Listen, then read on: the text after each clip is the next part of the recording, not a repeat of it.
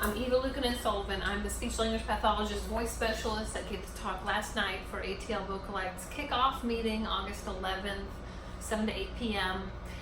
I know some of you joined in via Zoom. I was so happy to have the people there in person. I totally forgot to record the talk last night, so I wanted people who weren't able to be there and who were still interested in the information to have it. So this is my recap. I talked about 5 ways. I kept it to 5. There's probably a whole lot more than that, but I kept it to 5 ways that you can keep your voice healthy now and into the future. Number 1, everyone thought I was going to say drink water first, but number 1, I'm actually advocating people to use their voice every day. Especially if you're a singer, think of your voice and think of yourself more as an athlete and how an athlete would have to practice his craft, build muscles, address muscle imbalances or weaknesses. The same thing for a singer. There are some times when we will put people on vocal rest, or even short amounts of vocal rest in a day is fine after extended voice use. But if there is something that you can do vocal every single day, whether it's the semi-occluded vocal tract exercises, lip trills, tongue trills, V's, all those types of things, getting you up into a range that you don't typically use when you speak, maybe at a different volume level than you're typically speaking or singing, something that's going to create more balance in the muscles, keep the system working a lot more healthfully. That's what I'm actually advocating people to do more than anything. So it wasn't drinking water, number 1. Number 2 is watching out for reflux. Some of you don't even know what reflux is. That's great, wonderful. I wish that you never do know what reflux is, but there are plenty of people, myself included, who will know what reflux feels like either on a chronic basis or just here and there. So I was trying to point out last night of all the factors that can come into play with reflux, whether you just do some of these things here and then, but there might be times when you're doing more of them than other, or certain periods of your life that are more stressful than others. All these things can contribute to having more reflux, and that can cause changes or subtle issues with your voice. Sometimes people just notice it's a little bit more effort to get a sound started. Maybe they're having a little more difficulty in their upper range. Maybe they're having more mucus or more phlegm that just seems to sit in this area and they can't clear it up, they can't swallow it down. Those can be related to reflux. So the things we have people watch out for, caffeine is a big one. People love their coffee, people love their soda, people love their tea, but caffeine will often cause you to have reflux, especially if you do a lot of it. Acidity, so certainly things, orange juice, I've had people tell me they drink a gallon of orange juice a day. Probably not the best idea for many reasons, but certainly reflux is one of them. So there's caffeine, there's acidity, there's carbonation. Even carbonated waters, flavored waters, things like that can put more pressure, cause people to have more reflux of stomach contents. There's certainly issues with alcohol. A glass or 2 here and there is not terrible, but every single day, if this is a constant thing, can also cause some changes with reflux. Looking at spicy foods. I know sometimes people like to carry Texas Pete around with them or have cayenne pepper in the drawer of their work, but spicy foods can cause more reflux.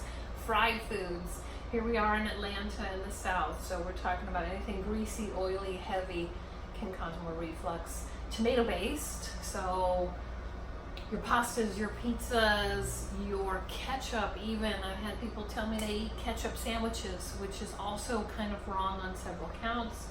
But watching those tomato based products, chocolate is another one, mint is another one. Even someone who chews mint flavored gum all day long every day, or mint breath mints or candies all throughout the day, that can cause some issues. Eating later at night, it will take the stomach a while to empty out. So if you're eating soon before going down to recline for bed, you can't have refluxing of stomach contents. It's also why we advocate people trying to elevate the head of the bed at night, kind of prop up, almost like a wedge. If you have a bed that can be elevated by the push of a button, or sometimes people put books or breaks under the headboard or pillows under the mattress, anything that you can use a little bit of slope from the mid-torso and up. And then certainly stress. Who doesn't have stress? But sometimes periods of increased stress can cause more changes reflux related. Also looking at when you're eating, how much you're eating, overeating, sometimes not even eating at all throughout the day, but one meal. all these things can cause reflux. If you feel any of these issues, suspect any of the issues, change your diet, change your lifestyle, or certainly go and get it checked out. Number 3 is going to be water. So everyone was waiting for me to say drink water. I've saved it to number 3 of 5. So please drink your water. The average is 8-ounce glasses a day. That's 64 ounces of water. Plain old water. I'm not talking about sweet tea. I'm not talking about anything else that's not just water. But 64 ounces is the minimum, but usually people will take their body weight divided by 2, and it should at least be the upper limits of how much water you're drinking per day, or how much your goal is for the day. Water that you drink is going to go through your whole body. It will get to your vocal cords eventually, but if you're looking for a little bit more immediate feeling of hydration, steaming, no side effects with that. You can do it as much as you want. I had also provided some information on a new type of isotonic saline nebulizer type steamer device, which is actually having some research to support it, that it will permeate the tissue of the vocal fold surface better. So if you're in a dry environment, it's actually going to allow you to produce sound easier. That was Vocal Mist, so you can always check that out on Instagram or the web. Discount code ATL Vocalite if you wanted some discount on that for the Vocal Mist plus 24 or 48 pack of their saline solution. So there's that. Drinking your water, inhaling it via steam or via a nebulizer type device. Number 4, advocate for your voice. Be an advocate for your voice, rather. There's not going to be anybody else to do it for you. So if you're in a working situation that you are finding vocal fatigue by the end of the day, talking to someone above you, talking to HR, if you're in an environment that's so loud that you can't even hardly be heard over the noise, trying to find some way to amplify, moving your working environment. Also, as a singer, we're singing in environments that aren't always ideal. If you're dealing with sound systems and you're not doing your own sound, making friends with the sound guy, maybe using in-ear monitors, finding ways to make it more easy for you to get through a performance without feeling fatigued or hoarse or any of those issues that you might encounter. Even for classical musical theater type singers, if you're being asked to do repertoire that you know is uncomfortable or you feel is out of your range or is not your voice type, voicing those concerns. It might not happen right away, but no one else is going to do it for you. So be an advocate for your voice. Find somebody on your side. And that leads me into number 5. Hopefully I didn't talk too long. This was supposed to just be a brief recap. Number 5 is have your voice team. So if you've seen an ear, nose, and throat doctor, you've already got somebody on your voice team. Better yet, if you can have a laryngologist, which is a voice specialist, ENT, might be doing a video stroboscopic evaluation of your vocal cords, slow motion vibration, that's great. But even just for general illness things, reflux things, allergies, sinus issues, ear issues, so many things that can affect the voice, affect you as a singer. So have an ENT on your side. Voice therapist, a speech pathologist, by all means, if you need one, seek one out. We're out there. There's lots of specialists. There's several of my colleagues that specialize in voice here in Atlanta. Reach out to me if you would like to find one to work with. There's some fabulous people. We sometimes even specialize into even smaller subsets within voice.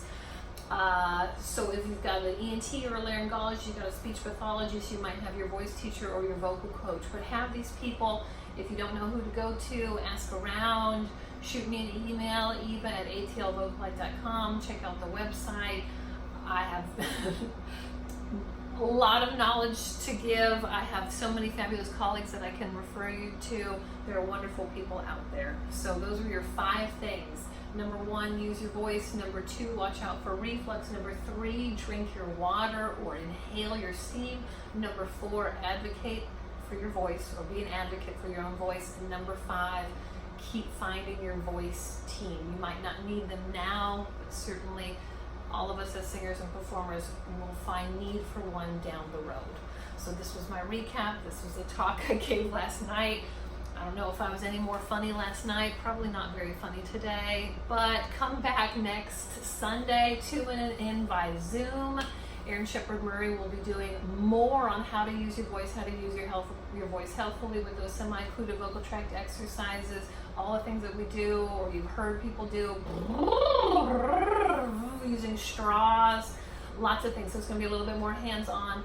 That's next Sunday, August 18th from 7 to around 7:20 p.m. with the open sing following that.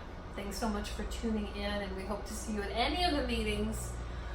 Started yesterday, August 11th. We'll accumulate in this series on September 29th, and that talk will be done by laryngologist Robert Andrews. Thank you again for tuning in. Keep singing. Keep your voices healthy.